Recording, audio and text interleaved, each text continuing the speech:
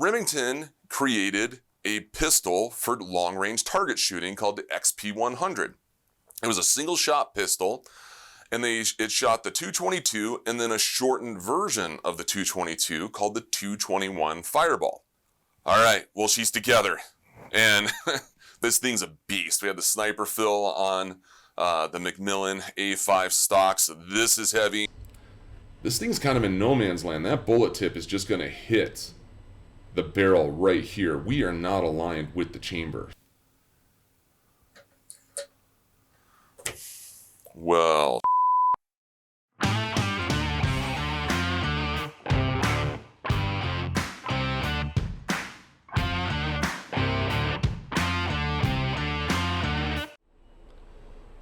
Alright, so we're back in SolidWorks, and let's take a look at what's going on here. So this is frustrating. We're so close.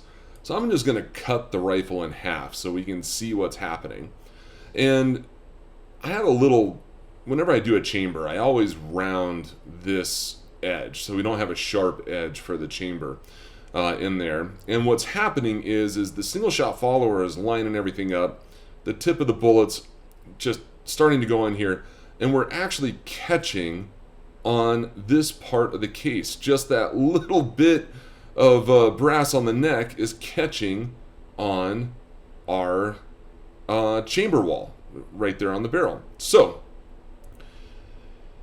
because this round ultimately became the 5.56 NATO or the 223, it's in the same family of cartridges, I'm hoping that there's what's called webbing inside of here that will support a little bit of unsupported case. And so there's always a little bit of case that's unsupported. So the part of the case that's inside your bolt right here is unsupported. And when the bolt's closed, there's about 5 to 10 thousandths between the bolt face and your barrel. So it's a pretty tight tolerance there.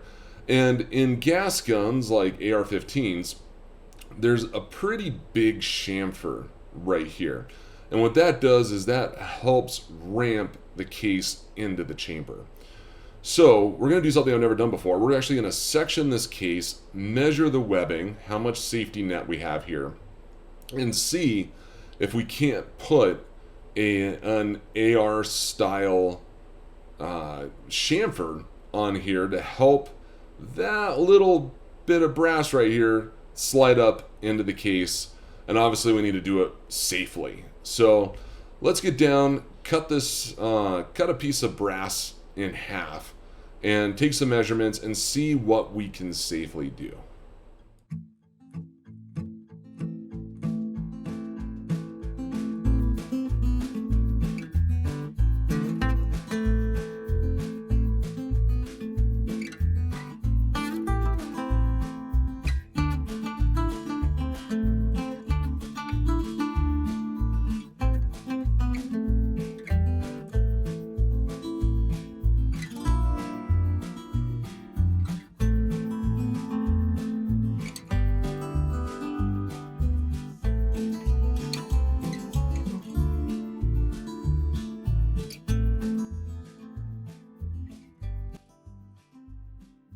all right, so this was really cool. Never sectioned a case like this before. But let me kind of give you a real-life demonstration of what we're trying to do here. So here's a 6.5 Creedmoor, and if I put this on this bolt, you can see there's this section that's inside the bolt face that's unsupported by the chamber. There's just no way to get steel around there. And so that's what we're measuring. We're measuring that webbing that's built into the brass as a safety measure. So on this section case, you can see where here's your primer pocket right here. That's the flash hole where the flash from the primer goes in. And you can see we have quite a bit of webbing right here. This is exciting because this is a lot thicker than I was expecting it to be. And so when you chamber a Tikka, you have approximately 125,000 of unsupported headspace. As I knock my rifle over here. And so what we want to measure is how much webbing do we have? And I'm getting on that side just under 185 thousandths. And then on this side, 190 thousandths. So go 191. I'm going to get a second measurement from this side.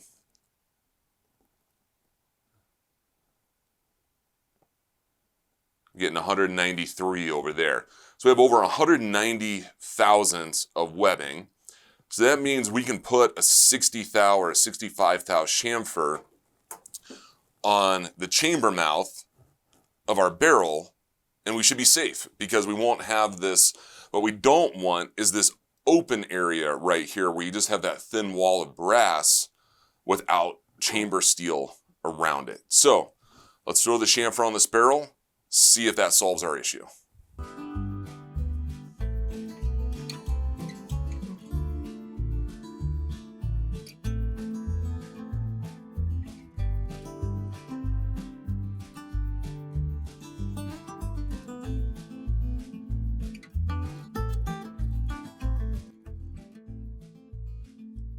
Okay, so chamfered the chamber. I only went about 50 thousandths, even though we had enough room to go 60 to 65 thousandths. I just wanted that margin of safety so we didn't, that way I didn't have to worry about unsupported brass down the road. And again, just like last time, I don't have a dummy round, so I have removed the firing pin from the bolt, so there's no way we can have an accidental discharge. And I'm gonna do this blind again, so we'll see what we have. Moment of truth.